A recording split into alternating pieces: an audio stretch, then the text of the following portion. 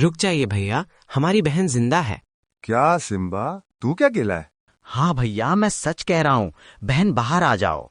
शेरों की बहन बाहर आ गई। बहन को जिंदा देखकर सभी भाइयों को ऐसा लगा जैसे उनकी जिंदगी की सारी खुशियां वापस मिल गई हों। अरे ये जिंदा कैसे है? देख क्या रहे हो? शेरों, मार डालो इसे। नहीं, बहुत हो गया चील, अब हम तेरे बहकावे में नहीं आएंगे। अच्छा, तुम ना सही, मैं ही इसका काम तमाम कर देता हूँ।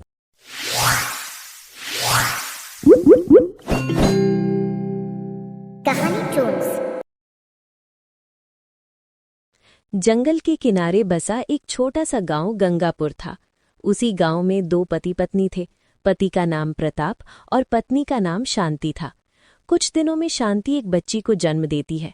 शांति बहुत खुश थी, लेकिन प्रताप को बेटी पसंद नहीं था। इसलिए प्रताप बच्ची को छुपके से जंगलों में लेकर छोड़ आता है।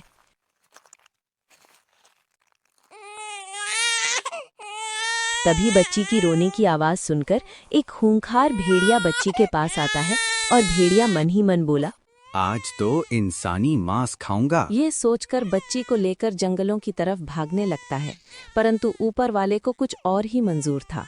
उसी समय 4 शेर अपने घर घूमते हुए जा रहे थे। तभी उन्होंने देखा कि एक खूंखार भेड़िया बच्ची को लेकर जंगलों की तरफ जा रहा है और बच्ची भी काफी ज्यादा रो रही है। अरे भाइयों, ये बच्ची को दुष्ट भेड़िया लेकर कहाँ जा रहा है? मुझे तो लगता है कि ये दुष्ट भेड़िया गांव से बच्ची चुरा कर लाया है। मुझे इसकी जान बचानी चाहिए। तभी शेर भेड़िए के पास आकर जोर से दहाड़ता है। शेर को देखकर भेड़िया बच्ची को छोड़कर वहां से भागता है और सभी शेर बच्ची को अपने घर ले जाते हैं। भाइयों, इस मासूम बच्ची का क्या करें? इसके माँ बाप का तो कोई अता पता नहीं है। सभी शेर एक दूसरे की बात मान लेते हैं और बच्ची को चारों शेर अपनी बहन मानने लगते हैं। कुछ दिन बीत जाने के बाद वो बच्ची बड़ी हो जाती है। चारों भाई रोज जंगल में जाकर शिकार करके ले आते और बहन उस शिकार को पकाने का काम करती थी। चारों शेर अपनी बहन को बहुत लाड प्यार किया करते। एक दिन की बात है। सुनिए भाइयों, आज कुछ बढ़िया सा शिकार ले आइए, और हाँ, मुझे कुछ सब्जियां भी लाकर दीजिए। खाना पकाने के लिए मुझे उनकी जरूरत है। ठीक है बहन, जैसा तुम कहो। सिम्बा, तुम सब्जियां लाने जाओ और बाकी तुम दोनों मेरे साथ चलो। हम शिकार पे जाते हैं। बड़े भाई के कहे मुताबिक सिम्बा सब्जियां लाने चला गया और बाकी बचे सभी शेर शिकार की खोज में निकल पड़े। शिकार की तलाश में वो बहुत दूर तक चले गए, लेकिन उन्हें कहीं पर भी कोई शिकार नहीं मिला। अरे, कोई शिकार क्यों नहीं मिल रहा? सुनो भाइयों, आओ जरा पेड़ की छांव में बैठते हैं। सभी थक हार कर पेड़ की छांव में बैठ गए। अरे भाई, लगता है हमें आज शिकार नहीं मिलेगा। आज तो हमें सब्जियां खाकर ही काम चलाना होगा। अरे बब्बी, क्या कह रहा है? हमारी बहन ने कितने प्यार से कहा है कोई बढ़िया शिकार लेकर आओ। अगर हम ऐसे ही खाली हाथ चले गए तो बहन का दिल टूट जाएगा। तभी वहां पर बूढ़ा चील आया, जो शेरों के पिता का बहुत ही खास दोस्त था। वो वहां पर आ जाता है। अरे चिल चाचा, आप? हाँ, तुम सबको चिंता में देखा, इसलिए तुम्हारे पास आ गया। बताओ क्या हुआ? इतने परेशान क्यों लग रहे हो? अरे चाचा, हम बहुत देर से शिकार ढूंढ रहे हैं, लेकिन हमें कोई शिकार नहीं मिल रहा। और ऊपर से बहन ने कहा है कि आज कोई अच्छा शिकार खाना है। अच्छा, तो ऐसी बात है। फूलों के बगीचों के पीछे एक गुफा है। वहां पर एक हिरण अपने बच्चे के साथ रहती है, लेकिन अभी वो खाना लाने लई है, इसलिए उसका बच्चा अभी गुफा में अकेला है। तो जाओ, जाकर बच्चे का शिकार करो। आपका बहुत बहुत धन्यवाद चाचा। पिताजी के जाने के बाद आप ही तो हैं जो हम भाई बहनों को समझते हैं। हाँ, जल्दी जाओ, वरना वो हिरण हाथ से चला जाएगा। चलो भाई, वो हिरण हाथ से नहीं जाना चाहिए। चाचा, आप भी रात का खाना हमारे घर खाना। ठीक है, मैं आऊंगा। सभी भाई मिलकर गुफा के अंदर चले जाते हैं। वहां एक हिरण का बच्चा सो रहा था। सभी शेरों ने मिलकर उस बच्चे का शिकार किया और शाम होने से पहले शिकार लेकर अपने घर आ गए। ये ले बहन, शिकार। अब इसे जल्दी से पका दो, मुझे बहुत भूख लगी है। भैया, लेकिन आपको आने में इतनी देरी क्यों हो गई? हाँ, आज वो जरा शिकार ढूंढने में दिक्कत हो रही थी, लेकिन तभी चाचा ने आकर हमें शिकार का पता बता दिया और सिर्फ उनकी वजह से ही हम ये शिकार ढूंढ पाए हैं। अच्छा भैया, क्या आपको मेरी वजह से बहुत परेशानियां हुई? नहीं बहन, भला तुम्हारी बात हम थोड़ी टाल सकते हैं। और हाँ बहन, चाचा भी खाने के लिए आने वाले हैं, तो जरा ज्यादा खाना बनाना।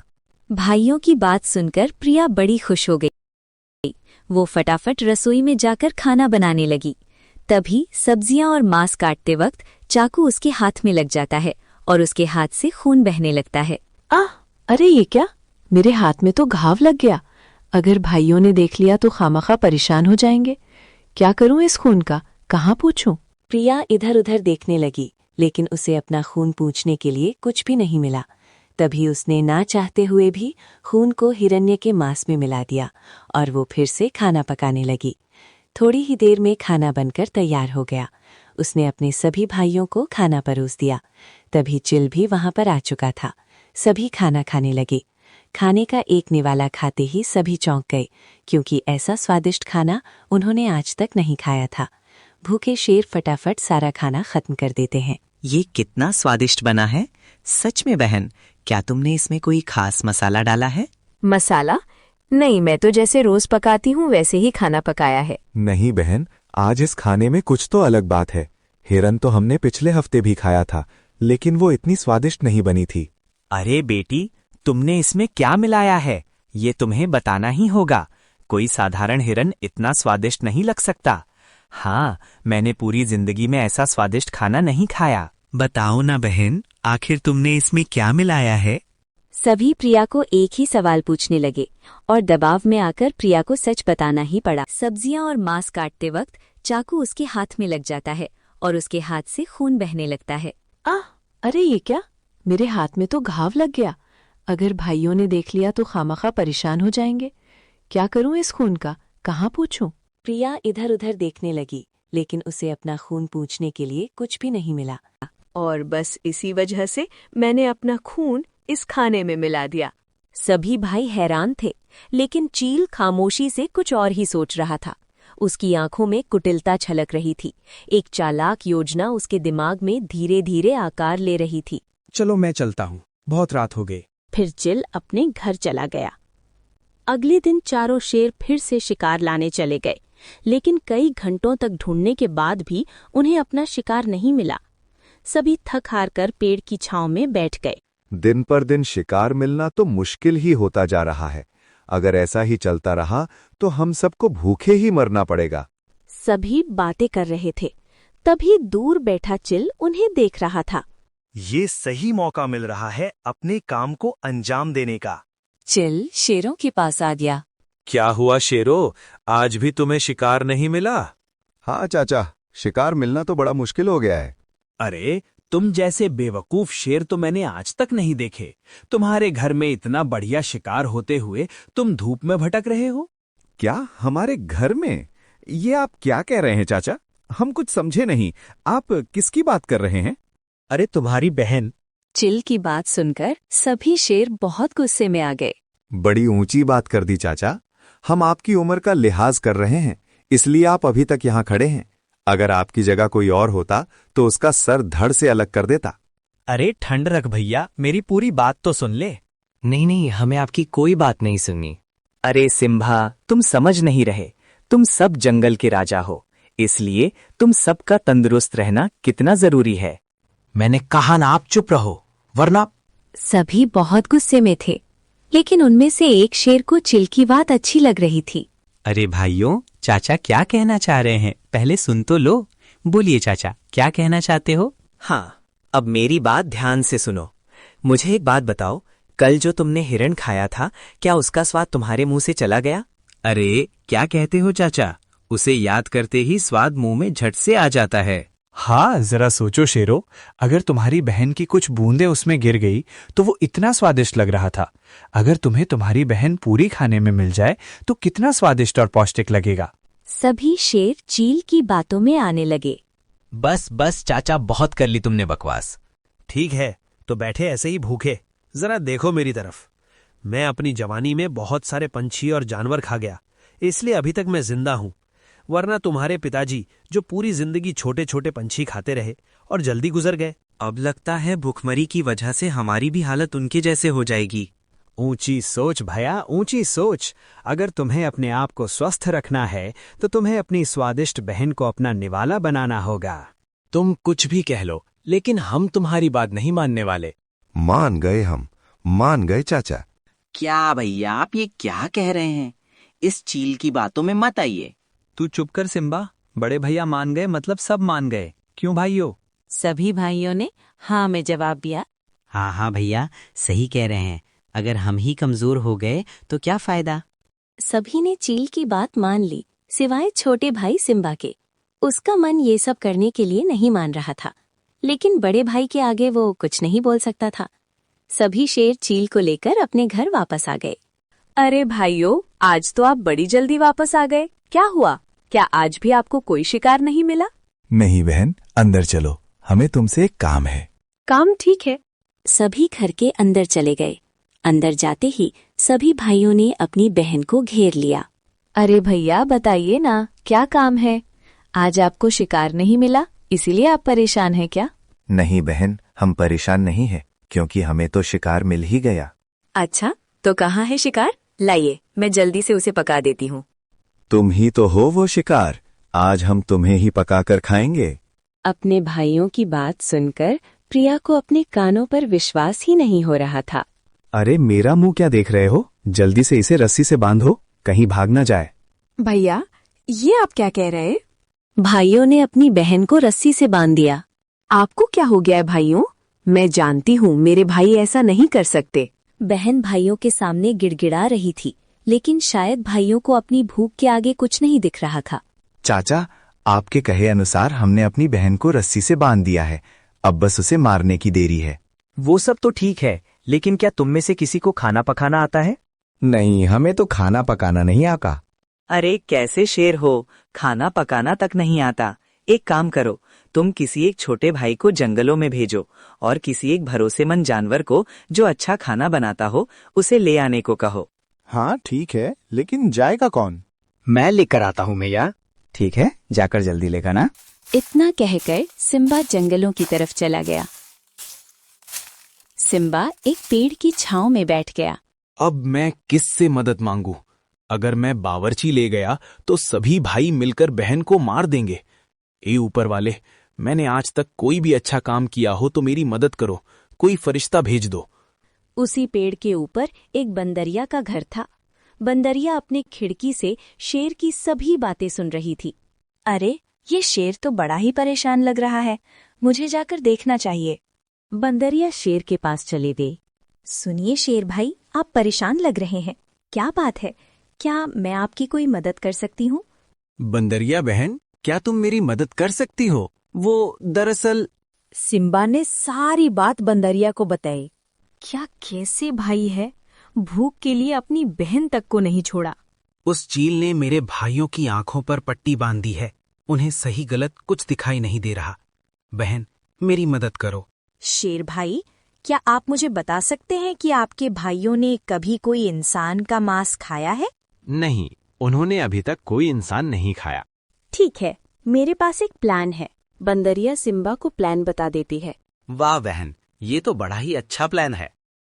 बंदरिया सिम्बा के साथ घर चली जाती है। ये देखिए भाइयों, मैं अपने साथ इस बावर्ची बहन को ले आया हूँ।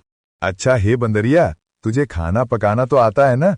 हाँ शेर भाई, मुझे खाना पकाना आता है। ठीक है, जा सिम्बा, उसे अंदर ले जा और पहले प्रिया का काम तमाम कर दे। सिम्बा बंदरिया को अंदर ले गया। अंदर उसकी बहन को बंधा देख बंदरिया को उस पर बहुत दया आ गई। मार दो भाई, मुझे मार दो, मैं तुम जैसी शेरों की बहन हूँ, यही मेरी फूटी किस्मत है। अरे बहन, मैं और शेर भाई आपकी मदद करने आए हैं। बहन, माँ के जाने के बाद एक तुम ही तो हो जिसने मुझे माँ की कमी महसूस होने नहीं दी। मैं तुम्हें कैसे मार सकता हूँ? तुमने मेरा बिल्कुल माँ जैसा ख्याल रखा है। हे ऊपर वाले, कोई तो है जो मुझे सच में प्यार करता है। शेर भाई, आप बाहर जाएं, तब तक मैं खाना पका देती हूँ। शेर बाहर चला गया। बंदरिया ने अपने साथ लाए हुए मशरूम को पका दिया और उनकी सब्जी बनाकर सभी को परोस दिया। अरे वाह, खुशबू तो बहुत बढ़िया आ रही है। अरे वाह बंदरिया, अच्छा काम किया है तूने। चलो अभी दावत का मजा उड़ाते हैं। सभी ने बड़े आनंद से खाना खाया। किसी को खाने पर शक तक नहीं हुआ। सभी को यही लगा कि वो उनकी बहन को ही खा रहे हैं। वाह वाह, ये तो उस दिन से भी ज्यादा स्वादिष्ट बना है। इतना स्वादिष्ट और पौष्टिक खाना खाकर तो मेरे शरीर में अलग ही ऊर्जा आ गई। क्यों शेर, सही कहा ना? शेरों ने खाना खा तो लिया था, लेकिन अब उन्हें अपनी बहन को खाने का पछतावा हो रहा था। भाइयों, ये हमने क्या कर दिया? अपने ही प्यारी बहन को मारकर खा गए। नहीं, हम ऐसा कैसे कर सकते हैं? भाई, हमें ये क्या हो गया था? हम इतने क्रूर कैसे हो गए? जिस बहन ने हमें इतना प्यार दिया, हमने उसी को मार दिया। हमारी बहन हमें कभी माफ नहीं करेगी। सिम्बा, तुम सही कह रहे थे। हमें तेरी बात मान लेनी चाहिए थी। तेरी बात ना मानकर हमने बहुत बड़ा पाप किया। मैं अपने आप को कभी माफ नहीं कर सकता। अब मैं अपने आप को मौत के घाट उतार लूंगा। रुक जा बब्बी, तूने अकेले नहीं बल्कि हम सबने मिलकर ये गिरा हुआ काम किया है। हमारी बहन तो हमारे पास वापस नहीं आ सकती, इसीलिए हम सभी उसके पास जाएंगे। हाँ हाँ, मर जाओ, मैं तुम्हें भी खा जाऊंगा। सभी शेरों ने मरने का फैसला कर लिया। तभी रुक जाइए भैया, हमारी बहन जिंदा है। क्या सिम्बा, तू क्या गिला है? हाँ भैया, मैं सच कह रहा हूँ। बहन बाहर आ जाओ। शेरों की बहन बाहर आ गई। बहन को जिंदा देखकर सभी भाइयों को ऐसा लगा जैसे उनकी जिंदगी की सारी खुशियां वापस मिल गई हों। अरे ये जिंदा कैसे है? देख क्या रहे हो? शेरों, मार डालो इसे। नहीं, बहुत हो गया चील। अब हम तेरे बहकावे में नहीं आएंगे। अच्छा, तुम ना सही, मैं ही इसका काम तमाम कर देता हूँ। तो अब तू मारेगा हमारी बहन को? आज तो मैं तुझे नहीं छोड़ूंगा। चेल वहां से भागने लगा। सिम्बा भी उसे पकड़ने के लिए उसके पीछे चला गया। हम तो तुमसे माफी मांगने के लायक भी नहीं है। हाँ बहन, हमें माफ कर दो, वरना पूरी जिंदगी हमें पछतावे में जीना होगा। भाइयों, आपको मुझसे माफी मांगने की कोई जरूरत नहीं है। मैं जानती हूँ आप मुझे मारने की कभी सोच नहीं सकते। ये सारा किया धरा उस चील का है। बंदरिया बहन, अगर आज तुम हमारी मदद नहीं करती तो शायद भाइयों की आंखों से ये पट्टी कभी नहीं हटती। आपकी मदद करके मुझे भी बहुत अच्छा लगा। चलिए मैं चलती हूँ। भाई बहन को फिर से मिलाकर बंदरिया वहां से चली जाती है।